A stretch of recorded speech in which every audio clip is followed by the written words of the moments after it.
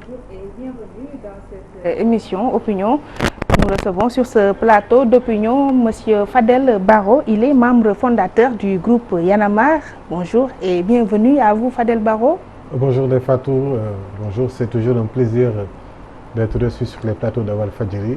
Walfadjri pour tout ce qu'elle représente en tant qu'organe de presse, mais Walfadjri aussi pour son esprit et aussi particulièrement ici avec vous. On a l'habitude souvent de faire des face-à-face dans cette émission ou bien en sortie. Oui, ça c'est vrai. Et nous aussi, on a un réel plaisir de vous recevoir ici sur ce plateau d'Opinion, mais aussi dans les locaux du groupe Walfadjri. Fadel Barro, nul besoin de vous présenter. Vous êtes connu de tous, surtout depuis pratiquement 2011 jusqu'à 2019. Fadel Barro fait partie des figures de la scène politique ou bien de la société civile sénégalaise avec le mouvement Y en a marre qui vous a propulsé au devant de la scène.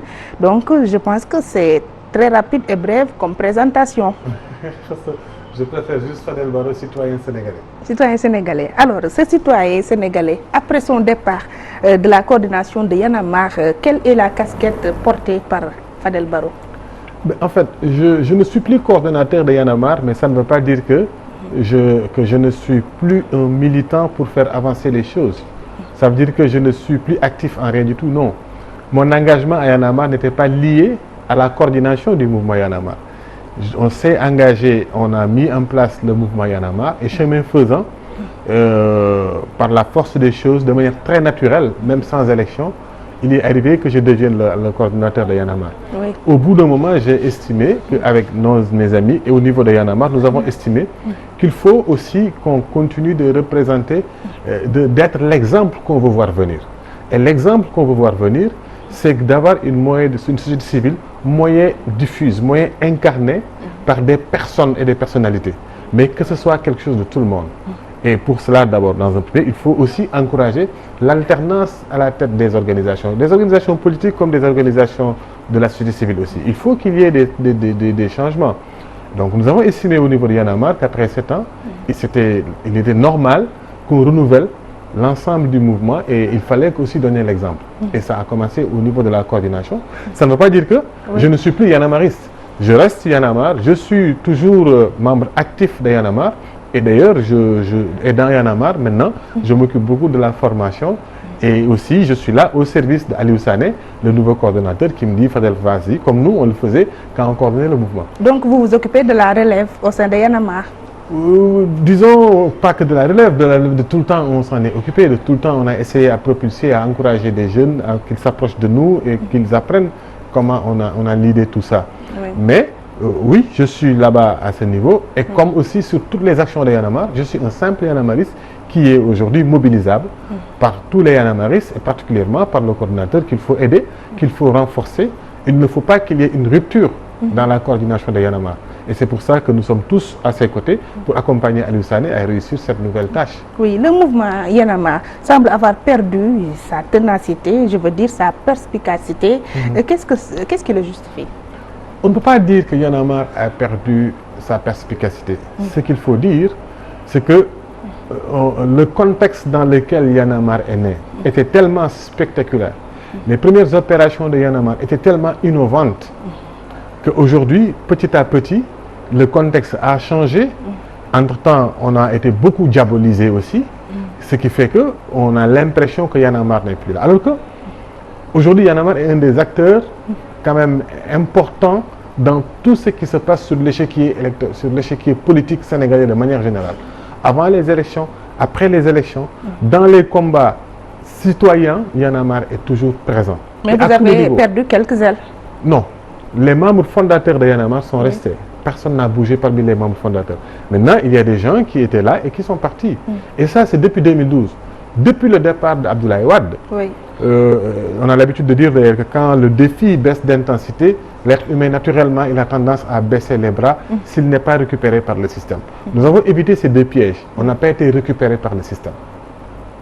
Mais en refusant d'être récupéré par le système, beaucoup étaient avec nous, non pas parce qu'ils croyaient à l'idéologie de Y en a marre, mais parce qu'ils estimaient que peut-être que c'était un bon moyen de s'approcher du pouvoir et d'aller tout de suite dans le pouvoir.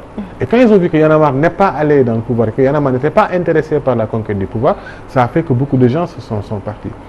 Et ensuite, nous avons refusé de baisser les bras. C'est comme ça que nous avons fait foisonner une panoplie d'activités, de projets dans le contour de ce qu'on appelle Tabax Ëllëg, maanaam Tabax Ëllëg, construire l'avenir. Avec tous ces projets que vous avez vus de Dox ak Sa Gox 1 à aujourd'hui Sunu Gox qui est en train de faire un travail remarquable derrière un film national qui va sortir dans les banlieues, et particulièrement l'amélioration de la carte de vie, du cadre de vie en banlieue dakaroise. Il y a tout un travail qui est en train d'être fait. Donc on n'a pas baissé les bras. Mais ce qui s'est passé, c'est que comment Abdoulaye Wade, à un moment de l'histoire, a cristallisé à lui seul toutes les frustrations des Sénégalais en faisant en sorte que il y avait un adversaire là identifié. Parce qu'il s'agissait d'un troisième mandat non constitutionnel. Aujourd'hui, nous ne sommes pas dans ce contexte. En 2019, l'élection de 2019, on n'était pas dans ce même contexte-là. Oui. On était dans un contexte où il y a un président qui est régulièrement élu, qui s'est présenté de manière normale. On l'a combattu quand il a voulu modifier la Constitution. Mais par les voies de la démocratie, nous avons été battus pendant les législatives. Nous nous étions opposés quand il a vu faire son parrainage, parce que nous estimions que ce n'était pas bien. On a été mis en minorité d'une certaine manière, parce que aussi les Sénégalais nous ont laissés seuls dans la rue. Mais aussi, vous avez laissé quelques plumes après les attaques que vous avez subies, surtout sur le financement de votre structure. Non, mais ça n'est que ça, c'est pas... Oui, certains ont réussi à créer le doute dans l'esprit des Sénégalais. Et beaucoup de Sénégalais aussi ne sont pas habitués à avoir un mouvement de jeunes qui pense son action et qui ne dépend de personne. Donc forcément, les gens ont voulu qu'on soit forcément derrière quelqu'un, que quelqu'un est derrière nous forcément. Oui. Ils ne l'ont pas vu, ils continuent de le chercher. Et c'est dans cette perspective qu'on dit que oui, pourquoi vous prenez les financements? Mais si nous n'avions pas pris ces financements-là, on n'aurait pas pu faire Dox ak Sa Gox, on n'aurait pas pu. On aide beaucoup de jeunes, on aide beaucoup d'associations à mieux se structurer. Ce n'est pas des financements qui vont dans nos poches, mais c'est des financements que nous collectons pour faire venir, pour continuer à mener bien notre action. Tant que ce financement est licite, il n'y a pas de souci. Mais les gens, ils ont créé cette confusion-là, à dire que oui, ils ont financé par-ci, par-là. C'est comme si toutes les organisations de la société civile ne sont jamais financées. Alors que nous sommes comme toutes les organisations de la société civile sénégalaise, de la société civile du monde entier, qui reçoivent des financements de bailleurs de fonds pour pouvoir mener les actions qu'ils mènent. Même l'État du Sénégal fait appel à ces bailleurs de fonds-là. Je donne l'exemple d'Oxfam, je donne l'exemple d'Open Society, qui a financé ici dans les hôpitaux, qui a financé ici même dans les prisons des boulangeries. L'État du Sénégal prend ces financements. D'ailleurs, à un moment, le ministre de l'Intérieur, Aly Ngouille Ndiaye, a voulu jeter le discrédit sur nous en dissuadant ces bailleurs de fonds-là de nous financer, alors que lui-même, dans sa collectivité locale dans la mairie de Linguère, il avait profité de ces financements-là qui nous permettent d'organiser des wax ak sa député, wax ak sa maire, en tout cas, construire notre projet de citoyenneté pour arriver à cette qualité de citoyenneté qu'on appelle, nous, nouveau type de Sénégalais. Oui. Un Sénégalais, jeune Sénégalais, conscient de ses devoirs et de ses responsabilités, qui n'attend pas et qui agit et qui fait pour l'épanouissement de son pays. Mais semble-t-il, vous avez abandonné le terrain pendant et après la présidentielle du 24 février dernier. Mais on n'a pas senti la présence du mouvement Y en a marre. Dis plutôt qu'on a été moins accompagné par les télés, comme ce fut le cas en 2012. En 2012, toutes nos actions, c'était en direct sur Walfadjri. Et pourtant, en 2019, nous sommes d'ailleurs une de nos campagnes parallèles qui poussait les jeunes à s'inscrire d'abord sur une liste électorale, ensuite retirer leur carte et aller voter. Nous l'avons, une des caravanes est passée d'ailleurs devant le siège de Walfadjri, et je me rappelle ce jour-là, on s'est arrêté en chantant l'hymne national et en priant pour Sidi Lamine Niasse, pour tout ce qu'il a eu à faire pour ce mouvement-là. Il l'a rendu visible à ses débuts. Donc nous lui avons rendu hommage. C'est vous dire qu'on a continué ces actions-là comme nous l'avions fait en 2012. Pendant la période de la campagne électorale, vous vous souvenez de notre plateau Wallu Askan Wi, où nous avons invité tous les candidats. Finalement, il n'y avait que deux Sonko et Madi Kenya qui se sont présentés, et on interagit avec les jeunes pendant des heures, et c'était formidable. Nous avions voulu le faire en direct dans une télévision. Finalement, c'est une autre télé de la place, donc je ne vais pas faire le pub, qui l'avait accepté. C'était la 2STV, ce n'est pas une mauvaise pub, qui l'avait accepté, et c'était formidable. Le jour des élections, nous avons poussé les jeunes à surveiller, etc. Maintenant, si le résultat est contesté, il faut que les partis politiques le contestent d'abord. Si les partis politiques, parties prenantes à l'élection, ne le contestent pas et ne mènent pas la danse, est-ce que c'est Y en a marre qui va venir le faire à leur place? Alors que Y en a marre n'y était pour rien, n'a fait que son devoir de citoyen. Alors voilà. Et depuis, nous avons continué. Aujourd'hui, dans le cadre de Aar Li Nu Bokk, Y en a marre est dans voilà, dans cette plateforme-là, parce que nous estimons aussi que ça ne sert à rien de mener des combats solitaires si vous pouvez le faire avec tout le monde. Oui, comme on y est, la réélection dès le premier tour du président Macky Sall, elle vous fait quoi comme effet surprise ou étonnement? Oh, nous avons tous eu la gueule de bois pour parler comme les autres, un peu groggy, un peu sonné, parce que moi personnellement, je croyais quand même qu'on arriverait à un deuxième tour. Voilà. Mais après, vous analysez tout ce qui s'est passé après l'élection, après vous dites que bon, pourtant ça devait se passer comme ça.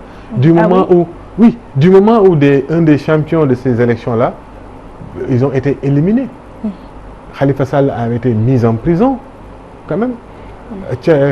Karim Wade est comme exilé. Vous voyez, d'autres candidats qui potentiellement pouvaient en tout cas peser au niveau du département pour qu'on arrive facilement à un deuxième tour, comme Gakou, comme Aïda Mbodj, etc., ont été éliminés. Pape Diop. Tu vois, Pape Diop, Guirassy, etc., ils ont tous été éliminés.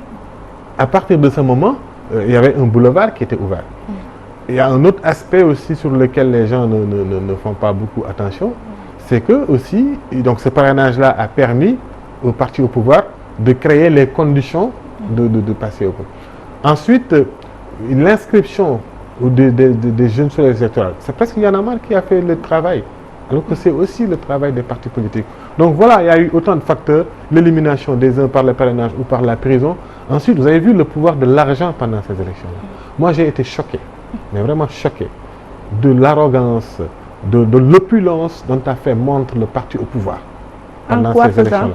Mais vous avez vu toutes ces voitures, tout l'argent qu'ils ont déployé, sorti en termes de visuel dans la ville, en termes de distribution gratuite comme ça. On donne de l'argent aux gens pour qu'ils aillent voter. Mais l'argent, tout l'argent qui a été mobilisé pendant cette campagne-là, c'était aussi affolant. Voilà. Et aussi, on a manipulé. Vous l'avez fait en 2012.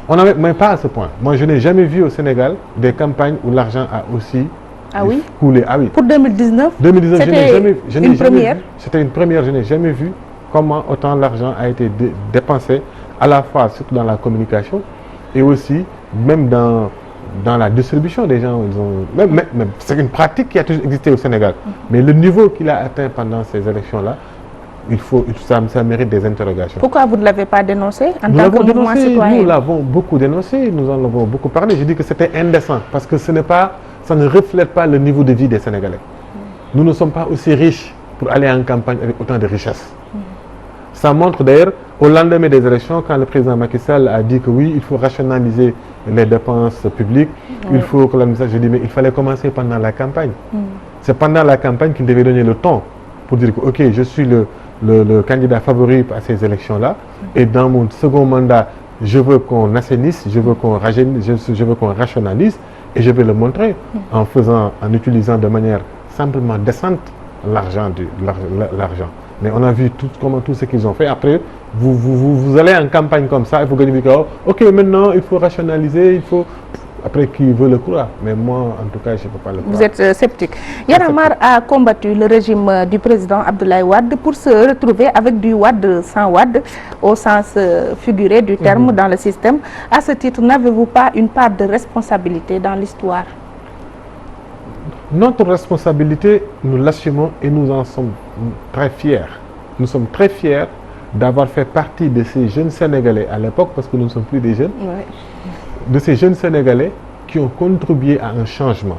Ce n'est pas tous les jours que vous avez cette opportunité-là. Non, c'est un privilège que de faire partie des gens qui ont joué un rôle dans l'histoire de son pays. Ça, c'est extrêmement important. Ce changement en 2012 était nécessaire. Était nécessaire parce qu'il fallait écrire une histoire au Sénégal et cette histoire, ce serait qu'on en finit avec les troisièmes mandats. Ça a été tellement retentissant que ça a été dupliqué un peu partout en Afrique. Partout où je vais en Afrique, je suis respecté. Si bien sûr le président veut bien que je descende à l'aéroport, parce que souvent on est persona non grata. Ça veut dire que nous représentons désormais... Et vous avez des problèmes pour visiter quelques pays ou bien oui, il y a des pays, même en Guinée-Conakry, ils ne veulent pas que je mette les pieds là-bas, oui. Ah oui? Oui. Tous les présidents qui veulent un troisième mandat ne veulent pas nous voir. Parce qu'ils pensent que... justement, regarde, parce qu'à partir de 2012, Oui. Dieu a fait que nous sommes devenus les porte-parole de cette jeunesse africaine Ouais. qui veut autre chose, qui veut sortir de ce sous-développement, qui veut sortir de ces dirigeants En quelque sorte, les stupides. porte-étendards. Voilà, de cette et jeunesse ça aussi, africaine. c'est une fierté sénégalaise. Oui.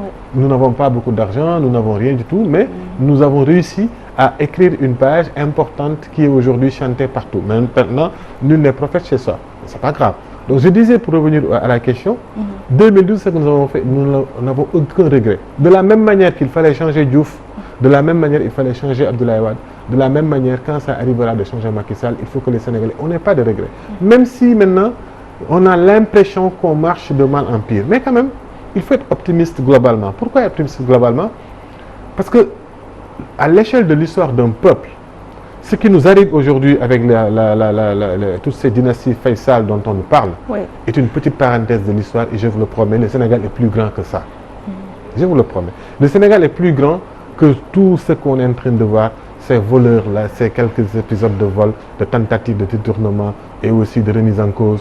C'est de mauvais côté de l'histoire et ce pays est assez grand pour le corriger rapidement et passer à autre chose et continuer son rêve qui est grand. Ça, c'est ma conviction.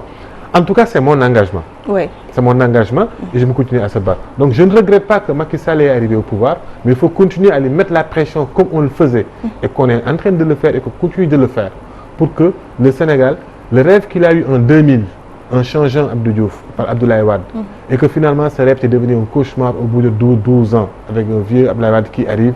Malheureusement, peut-être qu'il est arrivé au pouvoir un peu trop tard. Oui. Mais il a quand même fait des choses. À 74 ans. Oui. Quand même, on ne peut pas avoir de regrets parce que Wade, au moins, il a tracé les routes de l'infrastructure. Il a ouvert les chantiers des grandes infrastructures. Qui connaît le Sénégal, Dakar en 2000? Et maintenant, quand même, il y a quelque chose, une vision qui a été décloisonnée. Oui. Et aujourd'hui, il a ouvert un nouveau possible dans les infrastructures. Et Macky Sall, d'ailleurs, qui est son bon premier ministre, a continué sur ce chemin-là. Avec Macky, aujourd'hui, on peut noter, parce que moi, tout ça, je l'ai conjugué presque dans le passé, au moins, il y a des améliorations sur l'électricité. Oui. Il y a des améliorations. coupures, On ouais. était à 12 heures, donc on n'a pas de regret, même si, aussi, pour te dire que l'apport des mouvements comme Y en a marre, je ne dis pas que c'est nous, et c'est les Sénégalais. Avant, il pouvait y avoir 20 heures de coupure d'électricité, on était là à nous morfondre dans notre salon en disant que Dieu va nous ramener l'électricité. Et d'ailleurs, quand l'électricité arrive, tout le monde applaudit en disant Alhamdulillah. Mais aujourd'hui, les Sénégalais sont devenus beaucoup plus exigeants. Avant, il n'y avait même pas un communiqué qui nous prévient d'une coupure. Oui. Il n'y avait même pas une lettre, le ministre qui sort qui nous dit « je m'excuse pour les coupures ». Mais maintenant, les Sénégalais sont devenus tellement exigeants parce qu'ils se sont rendus compte que s'ils parlent et s'ils se mobilisent et qu'ils manifestent, ils peuvent avoir des résultats. Raison pour laquelle, aujourd'hui, même s'il y a 1 heure de coupure, le ministre, il sort. Le directeur de la Sénélec, il sort. Ils font des communiqués, ils s'excusent et donnent des explications. Et ils sont sur le terrain. Oui. Même quand il y a une coupure d'eau, le président de la République, même s'il met un trait militaire, va aller sur le terrain pour montrer aux Sénégalais qu'ils s'en occupent. C'est ça les petites poussées de l'engagement citoyen dans ce pays qu'il faut encourager. Maintenant, on peut les banaliser, mais pourtant, c'est des petites poussées qui font du bien et qui nous donnent, nous, motifs de satisfaction et qui nous encouragent à continuer, maintenant, quelles que soient les invectives et les campagnes de diabolisation, tout Oui. ça ne peut pas manquer. Et puis, non conviés au dialogue national, n'avez-vous pas l'impression que votre mouvement est discrédité par les autorités? Bon, ou ils cherchent à nous discréditer ou ils cherchent à nous isoler. C'est leur problème. Du moment où on n'a jamais accepté de répondre à leur dialogue. Peut-être qu'ils se sont dit, c'est tant mieux. Peut-être qu'ils se sont dit, de toute façon, ça vaut la peine. Ça ne vaut pas la peine de les inviter. C'est pas grave. Nous dialoguons avec le peuple.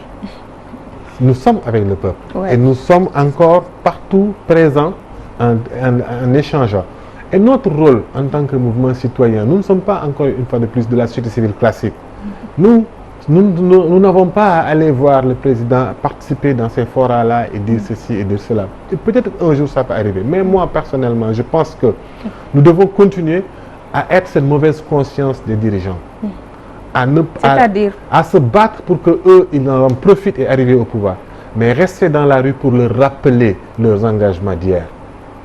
Et continuer à porter la parole de ce peuple-là qui n'a pas accès à ces salons feutrés pour dire soi-disant qu'ils dialoguent. Et pour ça, il faut qu'on reste avec eux. Oui. C'est ça. Donc, même, je ne pense même pas qu'on aurait accepté à le faire. Ah oui. Maintenant, je ne suis pas quelqu'un qui ferme l'avenir. Je ne sais pas comment, à chaque situation, Y en a marre, apprécie et voit comment il faut le faire. Mais je pense fondamentalement que les mouvements comme les nôtres, qui ne sont pas de la société civile classique, ni des organisations politiques classiques, devraient continuer à représenter cette parole, tu vois, non pas en l'apportant dans ces canapés-là, dans ces fauteuils, dans ces salons-là, mais à le dire dans les médias, à organiser des manifestations pour se faire entendre, à mobiliser les citoyens pour qu'ils continuent à être regardants par rapport à leur gouvernants. Le Wolof dit, ndenkaane bu amul saytu, luubal ba dafay yomb. Et souvent le saytu, ça ne se fait pas dans ces salons-là, mais ça se fait dans des mobilisations, dans la rue, pour qu'ils comprennent que le peuple est debout et le peuple veille. Si je vous suis bien, Y'en a marre n'aurait pas répondu à cette invitation si... On aurait apprécié, mais je vous donne maintenant le principe de nos mouvements. Que nous continuions de penser, parce que ce n'est pas des choses abouties, mais nous continuons chaque jour à l'interroger et à voir comment ça devrait se faire. Mais finalement, heureusement qu'ils ne nous ont pas invités, mais qu'est-ce que Y'en a marre allait faire dans ce dialogue-là? Au moment où on a un scandale aussi grossier que le scandale Petro-Tim. C'est arrivé après le dialogue. Oui. Ce scandale a éclaté. Ceux qui sont allés au dialogue, ils sont un peu mal à l'aise, parce que le dialogue est devenu systématiquement forclos. Bizarrement, morné, on n'entend plus même Famara Ibrahima Sagna. Parce que qu'est-ce qu'ils peuvent dire aux Sénégalais? S'ils doivent dialoguer, ils doivent d'abord éclairer cette affaire Petro-Tim. Heureusement qu'on n'y est pas allé, parce que même si nous avaient invités et qu'on disait oui, mais finalement, et qu'on y soit, et que notre rôle, c'est aujourd'hui de mobiliser les Sénégalais pour qu'au moins justice soit rendue à ce peuple.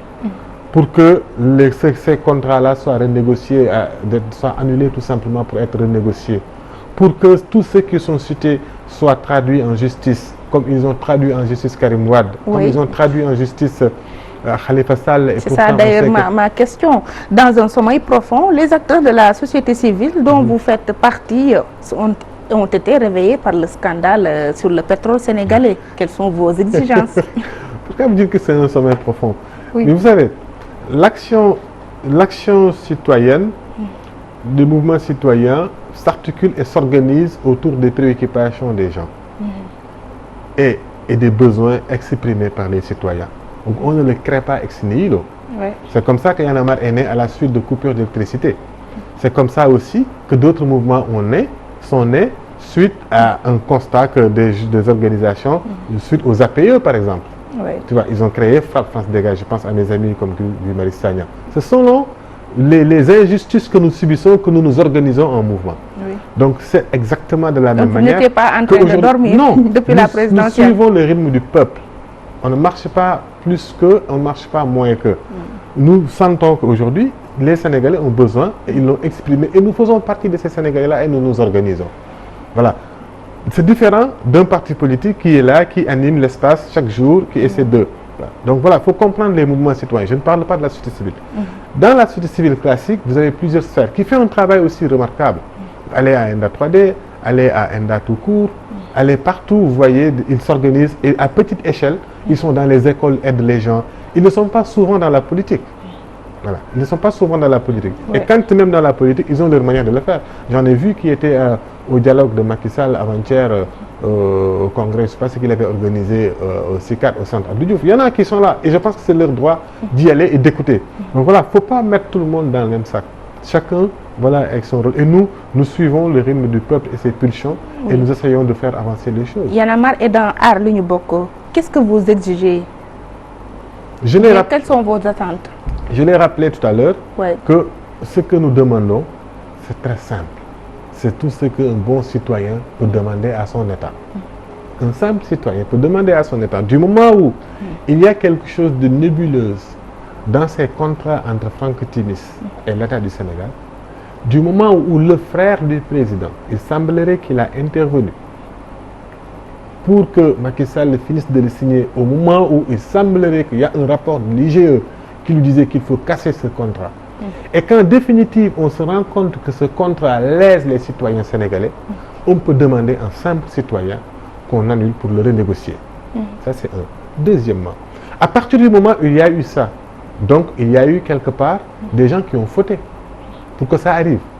Et comme il y a des gens qui ont fauté, comme le ministre de l'énergie d'alors, Ali Ndiaye, qui a présenté, semble-t-il, un rapport qui n'était pas qui est complaisant en fait, qui était complaisant, il faut le dire qu'il ne semble même pas. C'était complaisant parce que Timis Corporation ou Timis Asia n'ont jamais été créés que pour le pétrole sénégalais. À partir de ce moment, on peut demander à notre État, à notre justice, de traduire ces gens-là devant les juridictions compétentes, parce qu'on n'est pas dans un pays de Kumba Amdei ou Kumba Amundei, où Karim Wade et Khalifa Sall, c'est de Nyom Nyakendei, et que aussi les autres, Amdei, Aliou Sall et Ali Ngouille, on ne les inquiète pas. Cette injustice-là ne passera pas. C'est tout ce qu'on demande. Et ensuite, on demande, du moment où ces gens-là sont traduits en justice, est-ce que d'ailleurs on ne peut pas en profiter pour recouvrer tous les avoirs, tout l'argent des Sénégalais qui sont entre les poches des gens qui nous ont volés? C'est tout ce qu'on demande. Et c'est pour ça que les jeunes disent ça m'a 400 000. Ouais. C'est les trois objectifs. Et après, dire en définitive, quatrièmement, quand même, pour un pays comme le nôtre, on peut demander simplement qu'il y ait une commission indépendante et transparente qui s'occupe de toutes ces questions-là, s'il y a contrat, pour que les gens sachent de quoi il s'agit. Mais c'est tout ce qu'on il y a demande. le COS Petrogaz. Est-ce que le COS Petrogaz a empêché que Timis nous vole notre argent? C'est venu après. Voilà. Est-ce que le COS... Mais maintenant, d'accord, c'est venu après, mais on peut le renégocier. J'ai vu qu'il a ouvert l'espace Petrogaz, des COS Petrogaz à la société civile aux partis politiques, parce qu'il y a des rassemblements dans la rue. C'est pour ça qu'il faut continuer à se rassembler. D'ailleurs, je dois dire que Aliou Sall n'aurait dû même pas démissionner, c'était le chef de l'État qui l'a nommé, c'était à lui de le démettre. Ah oui? Ah oui, c'est lui qui l'a nommé. Il y a un problème, c'est à lui de le démettre, avant même qu'il ne démissionne. Il ne l'a pas fait. Les gens ont poussé, il est sorti pour dire que non, je ne démissionne pas. Les Sénégalais sont sortis massivement s'exprimer de manière pacifique, de manière non violente, en bon Sénégalais. Ils ont compris que le peuple est déterminé. Donc vous n'avez pas apprécié le fait que ce soit Aliou Sall qui est démissionné au lieu que Macky Sall... J'aurais préféré que dès le début, que le chef de l'État lui-même donne le ton. Mais je ne suis pas Macky Sall, mais j'aurais été moi, si c'était à sa place, j'aurais donné le ton. Tout de suite, le démettre, le mettre à la disposition de la justice. S'il tarde à le faire, son frère aurait dû le faire avant les manifestations. Mais il a attendu que le peuple pousse. Maintenant, il faut comprendre une chose. C'est là où je parle aux jeunesses sénégalaises pour leur dire que vous êtes les seules forces dans ce pays. C'est parce que vous vous êtes levés que Aliou Sall, qui ne voulait pas démissionner, a fini par démissionner. Donc il faut continuer à pousser jusqu'à ce que ces 4 points-là, on y arrive, jusqu'à ce qu'on renégocie, jusqu'à ce qu'on traduise en justice tous ces gens qui sont cités et qu'il y ait une commission et qu'on recouvre les avoirs pétroliers. Parce que si les gens ne vont pas en justice pour ça, c'est pour demain. Demain, d'autres le feront. Et puis après, ça n'ira nulle part.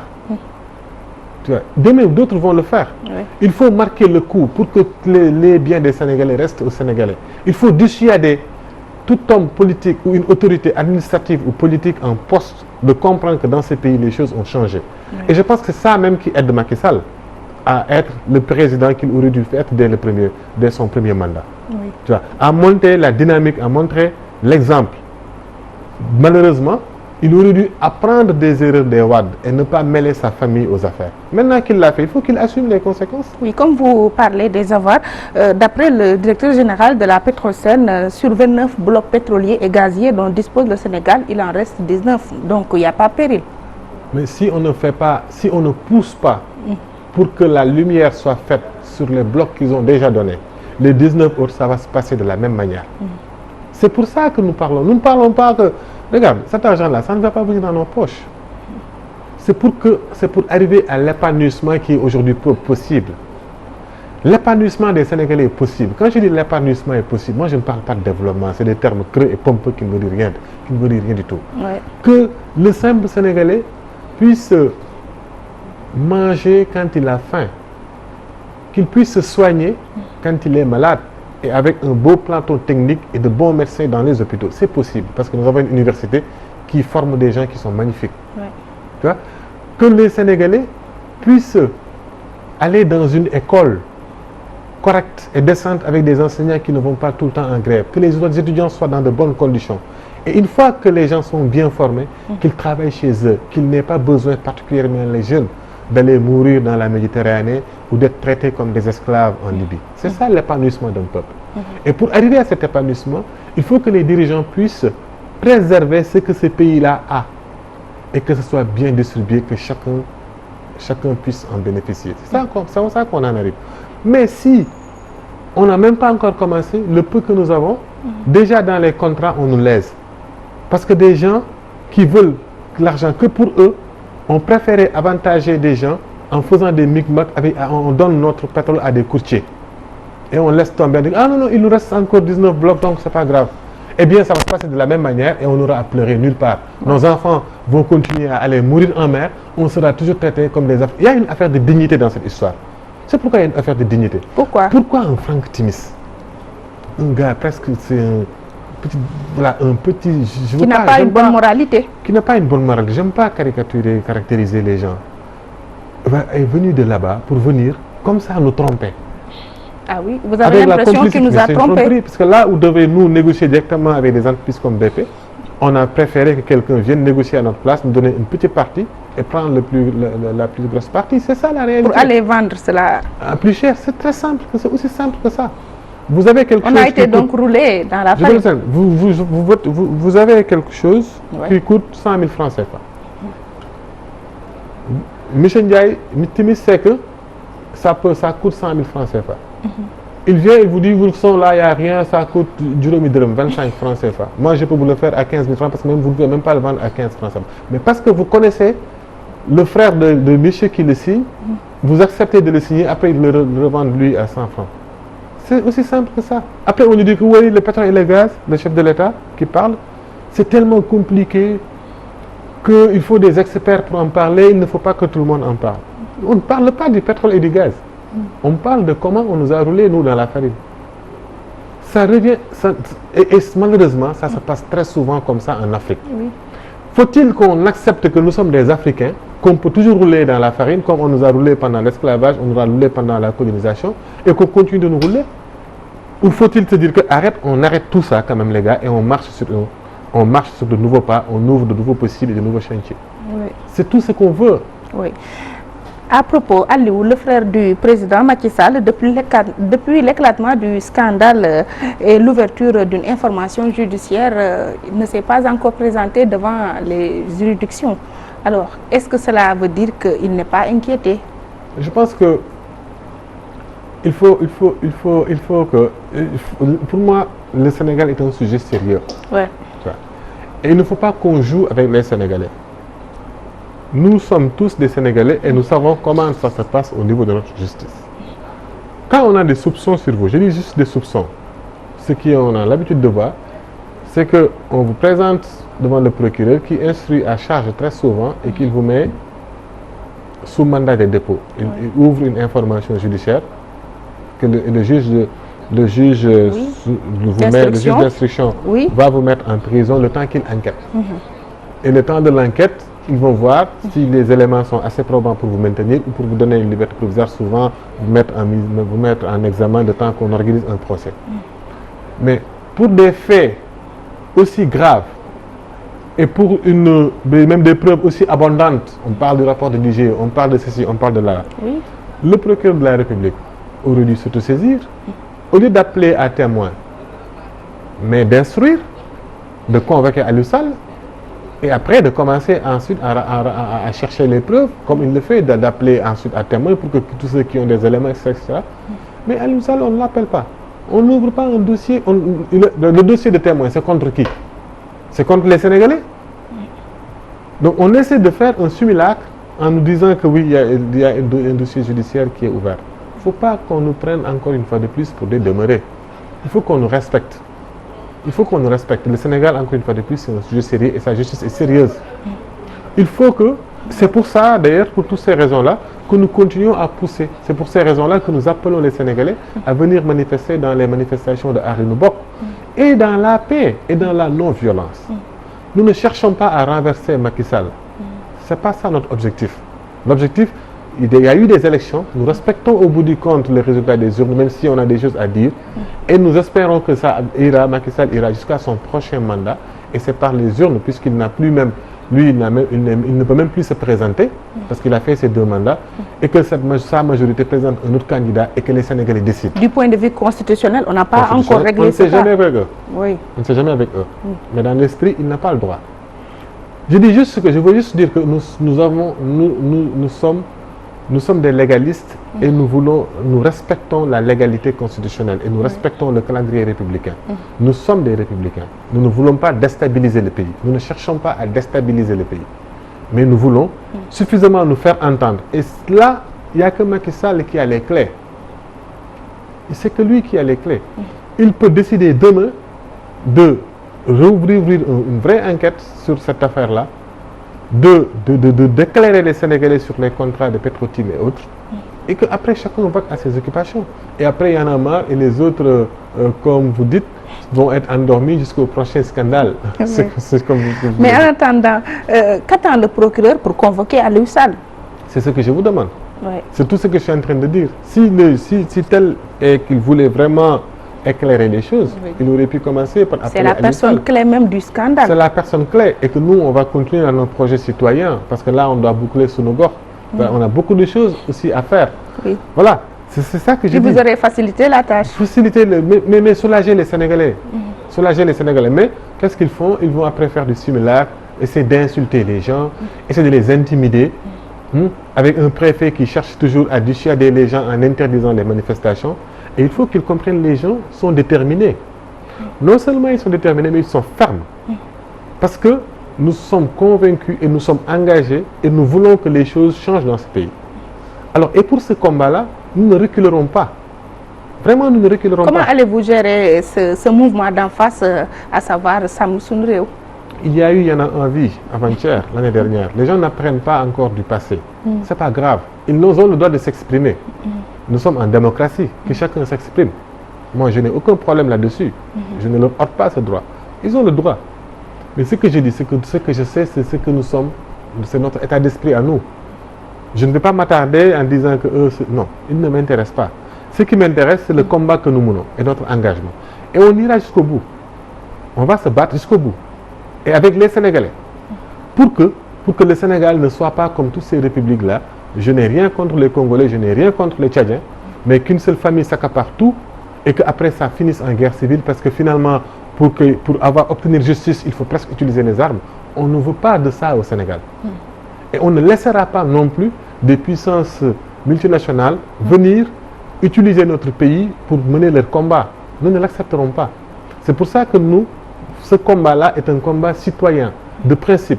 Pour, comme disent les Wolofs, c'est un combat d'avant-gardiste. C'est un combat pour que le pétrole et le gaz sénégalais servent aux Sénégalais. Il ne faut pas que ça se passe comme ça se passe avec l'or.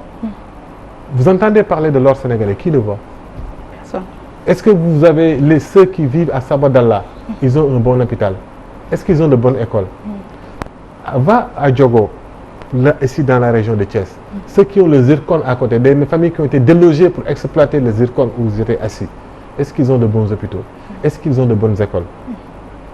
Est-ce qu'aujourd'hui on va accepter aussi qu'on pollue notre mer parce que l'exploitation du pétrole va polluer la mer? Qu'on pollue notre mer et qu'après on ne voit pas les avantages et les bénéfices. Ça va retourner contre les... On peut devenir comme les Dubaï. Le Sénégal a l'opportunité d'être comme Dubaï, d'être comme les Émirats arabes unis, d'être comme la Malaisie. C'est possible. Mais pour y arriver, il faut que le peuple soit debout. Malheureusement, on aurait dû... Moi, j'aurais voulu qu'on compte sur nos dirigeants. Mais aujourd'hui, ils nous montrent qu'on ne peut pas compter sur eux. Oui. Qu'on ne peut compter que sur nous-mêmes. Ah oui, pourtant, parmi ces dirigeants, précisément, le chef de l'État, Macky Sall, il a donné des assurances par rapport au contrat signé. Cela vous rassure-t-il? L'heure n'est pas à donner des assurances, c'est poser des actes. Il n'a qu'à poser des actes. Lesquels? Et l'acte le plus simple aurait dû, je l'ai dit tout à l'heure, derrière son frère, il ne l'a pas fait, mais d'ouvrir un vrai dossier de justice, ça c'était un bon début. Ah oui? Ah oui? Et l'enquête ouverte par le procureur, l'information judiciaire? C'est un appel à témoins. Alors que, avant de témoigner, avant que les gens témoignent, appelle les gens qui sont principalement concernés, comme vous avez fait avec Khalifa Sall et les autres. Oui. Quand on a arrêté Khalifa Sall pour des histoires de la caisse d'avance, etc., on aurait dû appeler les Sénégalais à témoins pour voir est-ce que quand ce que Khalifa Sall dit, est-ce que c'est vrai que l'argent là, de ces fonds noirs là, de ces fonds politiques, avait servi à aider les Sénégalais. C'était plus dans le social. Pourquoi on n'a pas appelé les Sénégalais à venir dire qu'effectivement nous en avons bénéficié ou pas? Ils ne l'ont pas fait. Pourquoi aujourd'hui on nous appelle à témoins? Je crois qu'ils essaient de créer une confusion pour nous faire semblant. Le président de la République sait pertinemment comment il doit faire pour poser un acte fort, pour rassurer les Sénégalais par rapport, même à ces 58% des Sénégalais qui l'ont élu. Ils l'ont élu quand même avec une majorité assez écrasante. Voilà, je veux dire rassurante. Il doit les rassurer. C'est à son tour. C'est pas à notre tour de lui. C'est à lui de mériter la confiance des Sénégalais qui l'ont élu. C'est à lui de mettre à l'aise même les apéristes qui sont ses supporters, qui l'aiment beaucoup, mais qui sont gênés aujourd'hui parce que c'est son frère encore une fois. Mais il a dit que ces contrats ont été bien négociés par des experts, des gens qui sont des hommes du sérail. La justice, l'IGE ne dit pas ça. Le rapport de l'IGE qu'ils ne veulent pas montrer. Ouais. Cachez-moi ce rapport de l'IGE là, qu'on ne veut pas, que personne ne parle de ce rapport. D'ailleurs, l'enquête ouverte au niveau de la DIC, au début, c'était pour traquer ceux qui ont sorti le rapport de l'IGE. C'est ça la vérité. Ah oui? Pourquoi ce rapport? Mais c'est ça, c'était clair que l'État va traquer pour qui a fuité le rapport de l'IGE. Au lieu d'ouvrir ce rapport, donc, que les Sénégalais c'est ce qui est derrière cette information judiciaire. Que les Sénégalais sachent de quoi il s'agit. Ils essaient de le cacher davantage. Alors que si on avait aujourd'hui, même le rapport, l'IGE nous a dit que... Il y a aussi un rapport de l'OFNAC. Il y a un rapport de l'OFNAC. Oui. Le procureur a dit qu'il ne l'a pas vu. La présidente de l'OFNAC a dit que vous avez 19 rapports. Traitez vos rapports au lieu de se décharger sur nous. Ouais. Donc, qu'est-ce qu'ils veulent encore de plus? Donc, qu'ils ne nous disent pas que ça a été bien négocié. Si l'OFNAC a voulu qu'on le casse, si l'IGE a voulu qu'on le casse. Il y a des Sénégalais qui sont très, très fiers de leur pays, qui sont patriotes et qui veulent que les choses soient claires. Parce qu'ils comptent à ce pays. Et ils ne veulent pas voir qu'on continue à être voilà, des républiques bananières, comme on dit. On ne peut pas. Regarde, ouais. Moi je suis désolé. Parce que nous qui avons l'avantage et la chance, Dieu a fait que nous voyageons dans le monde, nous partons partout. On est gênés. Quoi? Mais parce qu'on parle du Sénégal, du frère du président, dans un scandale aussi grossier, on ne pensait pas que le Sénégal en serait là. Ils ont terni l'image du Sénégal. C'est pour ça qu'on se bat pour redorer l'image du Sénégal. Parce que quand le peuple se lève, on redore l'image du Sénégal. On montre que nous sommes des Sénégalais debout. Nous ne sommes pas ce Sénégal-là qu'on présente où le président de la République, avec son frère, protège son frère qui est trempé dans des histoires de milliards. On n'est pas ce Sénégal-là. Son frère n'est pas le seul, il y a aussi son beau-frère. Son beau-frère, qui est trempé dans l'affaire Suez. Donc voilà, où je ne maîtrise pas encore ce dossier, ouais. Mais aujourd'hui, tout porte à croire qu'il y a un autre scandale au niveau de Suez. Et etc., et etc. Nous ne voulons pas de ce Sénégal-là. Nous voulons être fiers et de porter, parce que quand même ce pays est beau. C'est le pays, j'ai l'habitude de le dire, c'est le pays de Cheikh Ahmadou Bamba, c'est le pays de Cheikh Ibrahim Niass, c'est le pays de Mame Maodo, même du cardinal Thiandoum. C'est le pays de Cheikh Anta Diop. Regarde, nous sommes un petit pays, mais partout dans le monde, on parle de nous. Il y a de quoi être fier. Mais aujourd'hui, on n'acceptera pas que des gens, parce que pour leur intérêt bassement matériel, ternissent l'image. C'est pour ça qu'on se lève, c'est pour ça que Arli Noubok se mobilise avec tous les Sénégalais, oui. Pour au moins, mais simplement, qu'on renégocie, on annule ces contrats pour les renégocier, et que justice soit faite, que tous les gens qui sont trempés soient traduits au niveau de la justice, et qu'on recouvre nos avoirs, de sorte qu'on peut continuer à espérer que nos enfants et les enfants de nos enfants ne vivent pas les mêmes galères que nous vivons aujourd'hui. Oui. Parce que si nous ne nous battons pas pour ça, eh bien ça va se passer comme ça s'est toujours passé. On va entendre qu'on a de l'or, on va entendre qu'on a du zircon et on ne voit jamais l'argent. Les hôpitaux vont continuer à avoir des plateaux techniques très faibles. Les Sénégalais ne peuvent même pas aller pour se soigner. Maintenant, vous allez à l'hôpital, vous achetez le seringue, parce qu'il n'y en a même pas. Vous allez dans les coins reculés du pays, dans le sud, parfois, quand vous avez un paludisme, vous n'avez même pas de paracétamol. Vous voulez manger, vous ne pouvez pas. Vos enfants vont travailler dans des écoles avec des classes pléthoriques, des enseignants toujours en grève. On va être mal formés. Après, on ne pourra pas trouver du travail. Après, les jeunes vont obligés d'émigrer. Mais Yermande, il faut que ça finisse et c'est possible. Ah oui? C'est possible. Oui, comme on parle de la République sénégalaise, Fadel Barro, avec la complicité de notre réalisateur Serigne Aliou Keita, on va étudier ensemble ce cas assez précis. Serigne Aliou, pouvez-vous nous mettre l'élément?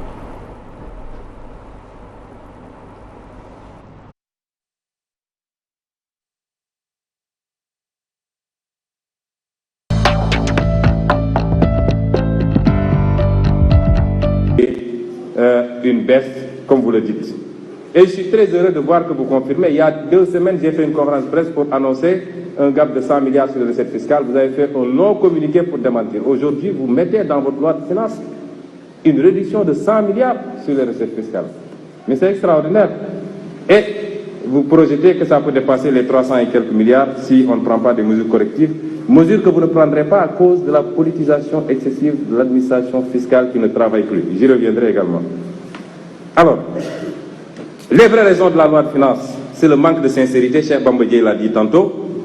Chaque année, dans cette Assemblée nationale, ces vaillants députés, cette majorité mécanique, nga xam ne mun nañu toog di nelaw ba ñu ne voté jot na ñu yeere ne leen talal loxo sànq ñi ngi war a voté benn waaye ñi ngi yëkkati loxo moom ci biti la ne woon xamul lu ñuy wax borom koppati bi dafa dugg rek gis ñëpp yëkkati mu yëkkati.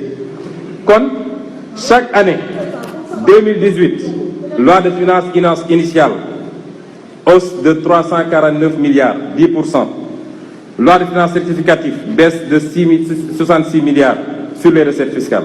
2019 hausse de 274 milliards 7,5%. Loi de finances rectificative baisse de 83 milliards. Non, nous règne les doxé. Et notre assemblée mécanique vote sans savoir ce qu'elle vote. Les AMNAC, les mauvaises performances, le problème qui se pose, monsieur le ministre, vous décompterez ça sur votre temps de parole. Oh, laissez-le parler. Mais non, s'il vous plaît,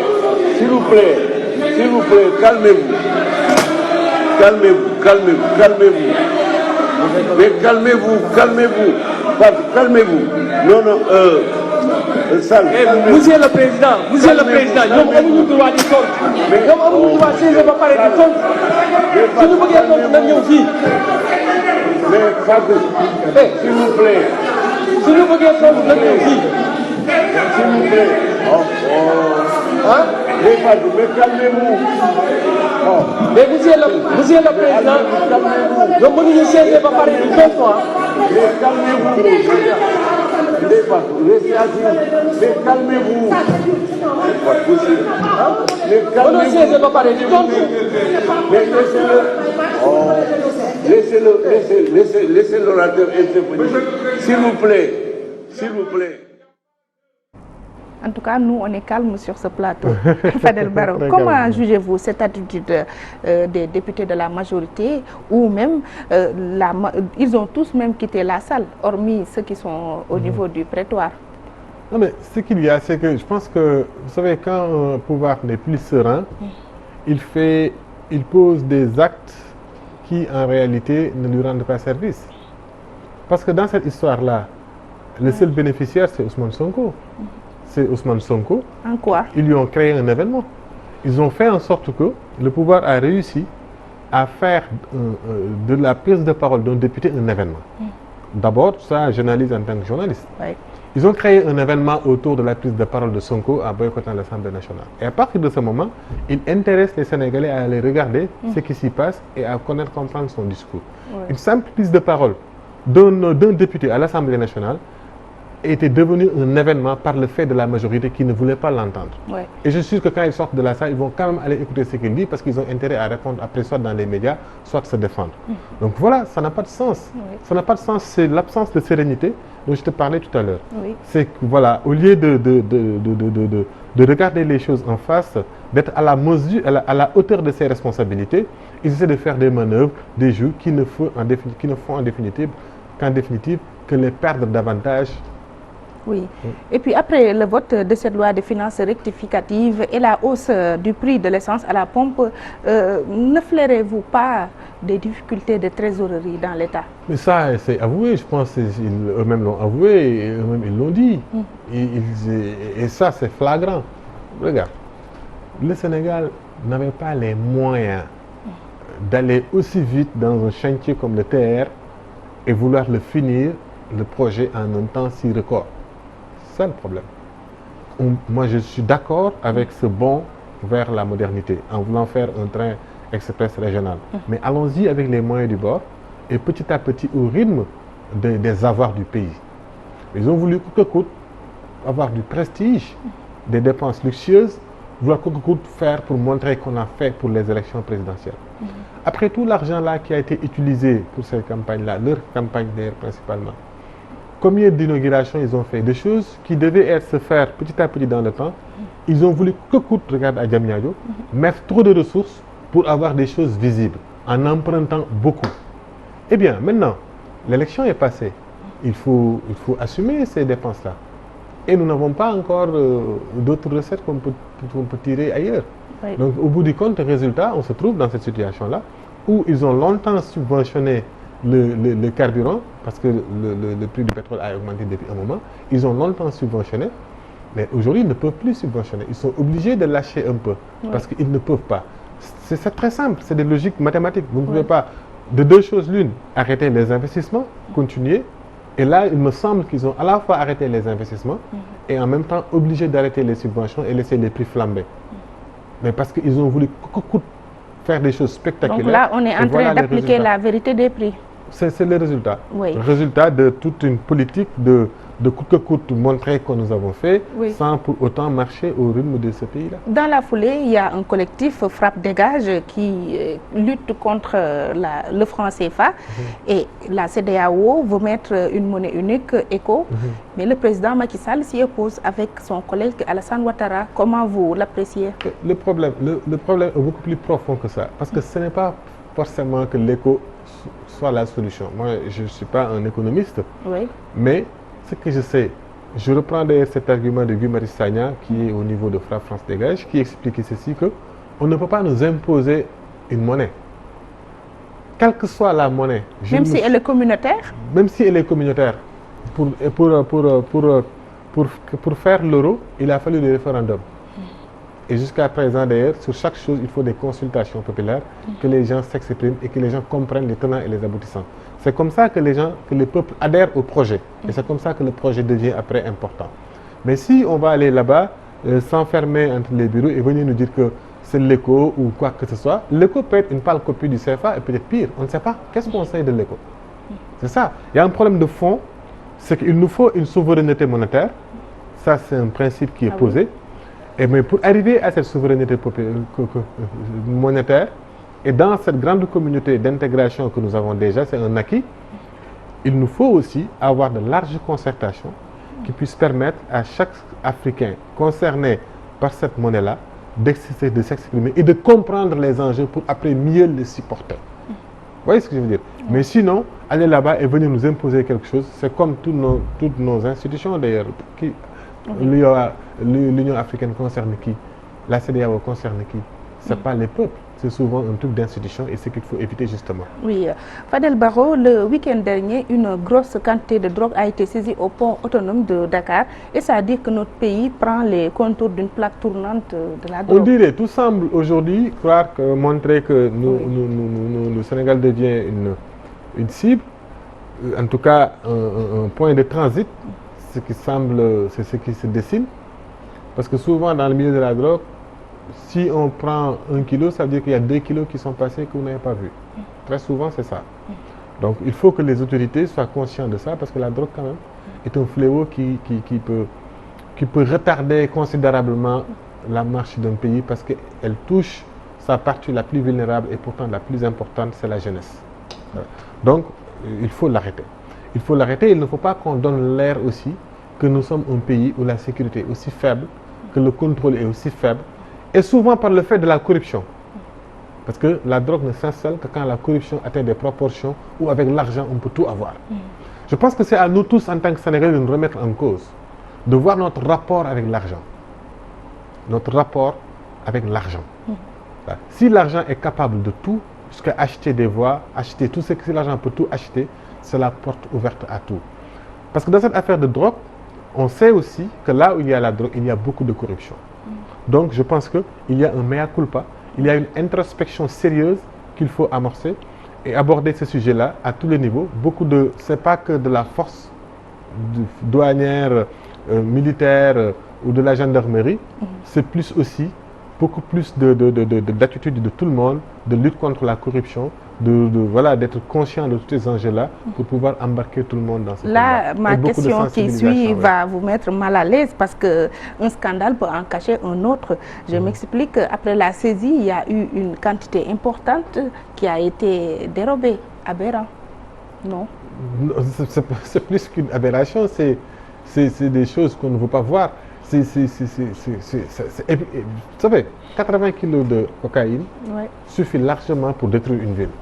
Ah oui? Ah oui, largement pour détruire une ville. Il faut interroger les spécialistes. J'ai lu un peu dans les forums les gens qui l'expliquaient que 80 kilos de cocaïne suffit amplement pour mettre à pied une ville parce qu'elle peut faire beaucoup de mal.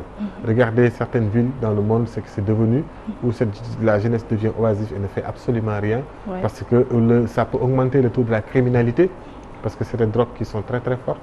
Voilà, je pense que donc, il faut que, j'ai vu qu'il y a quand même des mesures qui ont été prises, beaucoup de personnes ont été arrêtées, mais je pense qu'il faut retrouver vite cette drogue-là. Il ne faut pas que ça rentre, dans notre capitale. Nous sommes encore un pays très fragile, et il ne faut pas vraiment pas que ces choses-là nous arrivent. Oui. Donc ça, il faut encourager le travail de la gendarmerie et le travail de toutes les autorités compétentes sur ça. Il faut vraiment l'arrêter parce que c'est très dangereux pour un pays. Oui, comme Y'en a marre est dans la citoyenneté, des hauts gradés de l'armée proposent le service militaire obligatoire après le bac. Vous êtes pour ou contre? Moi, je ne suis pas contre. Ouais. Moi, je ne suis pas contre. Moi, d'ailleurs, on a une fois dit au niveau de Y'en a marre, nous disions qu'il faut, si on pouvait tenter, même si on n'a pas les moyens de faire du service militaire obligatoire pour tous, mais que ceux qui ont le bac au moins puissent bénéficier d'un service civique, tu vois, pour mieux comprendre les valeurs de la République, pour mieux comprendre les symboles de la République, pour mieux préserver les biens publics, le patrimoine commun. Peut-être que ça ferait demain des autorités plus respectueuses de notre pays, plus respectueuses à préserver.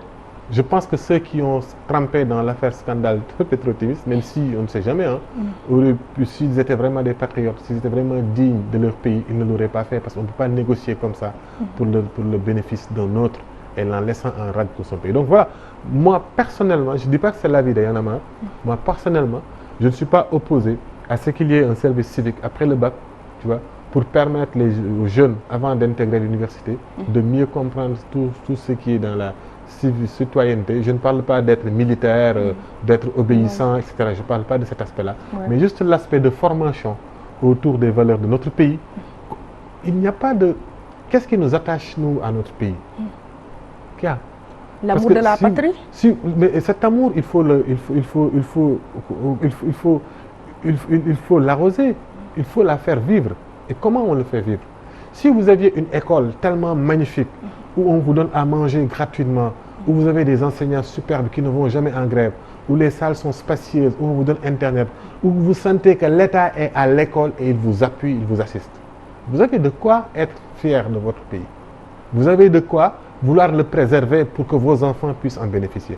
Si au bout de cette formation dans cette école et cette université magnifique que l'État a organisée, vous trouvez du travail pour votre pays, vous avez intérêt à le préserver pour que vos enfants bénéficient de la même chose. Oui. Mais si vous sortez, d'ailleurs pour réussir dans nos écoles-là, il faut être vraiment un génie. Vous réussissez à sortir, vous ne trouvez pas du travail. Pourquoi vous ne trouvez pas de travail? Parce que le jeune qui est assis avec toi dans le quartier, au moment où vous allez à l'école, lui il fait de la politique, va devenir tout de suite ton dirigeant. Parce que lui il a accepté de s'agenouiller devant un chef de parti. Et vous êtes digne, vous ne voulez pas le faire. Est-ce que vous pensez que vous allez vous battre pour ces pays-là? C'est pour ça que je dis qu'il faut renégocier, il faut recréer le lien avec notre République, avec notre État, avec notre patrie. Et pour recréer ce lien, des instances comme les services civiques peuvent aider. Mais ça, il faut une grande vision pour son pays, il faut une grande organisation. Et c'est ce que nous faisons nous, en tout cas, dans les espaces citoyens qui nous sont ouverts et dans lesquels nous nous exprimons. Fadel Barro, en quittant la coordination de Y'en a marre, peut-on s'attendre à le voir descendre dans l'arène politique, notamment à l'orée des locales de décembre 2019? Des élections locales. Je pense que je suis déjà dans l'arène politique. Y'en a marre, ce qu'ils font, comme toutes les organisations, comme notre mouvement citoyen ou parti organisation, nous sommes dans l'arène politique, nous sommes dans l'espace politique de manière générale. Maintenant, peut-être que cet espace qu'on appelle politique partisane, être dans un camp, ça, pour l'instant, ce qui me préoccupe, c'est faire en sorte que cette transition dans Y en a marre soit une réussite. Voilà. Nous avons fait l'option d'avoir un mouvement qui respire en ce sens où le leadership est régulièrement renouvelé. Il faut aussi aider à conserver ça. Donc je travaille dans Y en a marre et je mets toutes mes énergies à aider Aliou Sané à réussir cette tâche parce que aussi ce n'est pas que sa tâche, la gestion de Y en a marre est très collégiale. Il nous avait beaucoup aidé quand on était à la coordination de Y en a marre, donc il ne faut pas qu'on le laisse seul. Non. Et je ne vais pas quitter Y en a marre pour aller croiser les bras, je l'ai dit au début, il faut qu'on l'aide. Maintenant, au-delà de ça, je suis quelqu'un qui est toujours dans la conquête du possible. Je suis quelqu'un qui se bat toujours pour la dignité. Et que cette dignité-là nous apportera là où voilà, mais pour l'instant, travaillons dans Y en a marre. Et puis le reste, comme disent les Wolof Marathon Ukhra, une autre fois, on verra autre chose. Merci à vous, Fadel Barro. Je rappelle que vous êtes membre fondateur du mouvement Y en a marre et qu'on s'en tenait avec vous dans l'émission Opinion sur Walfadjri. Merci. Merci. Merci à nos auditeurs et téléspectateurs qui nous ont prêté attention. Grand merci à toute la réalisation. Serigne Aliou Keita, Cheikh Tidiane Ndiaye, Ousseynou Sall, Oustaz Hassan Diouf. Excellente semaine à vous. Rendez-vous la semaine prochaine, Inch'Allah.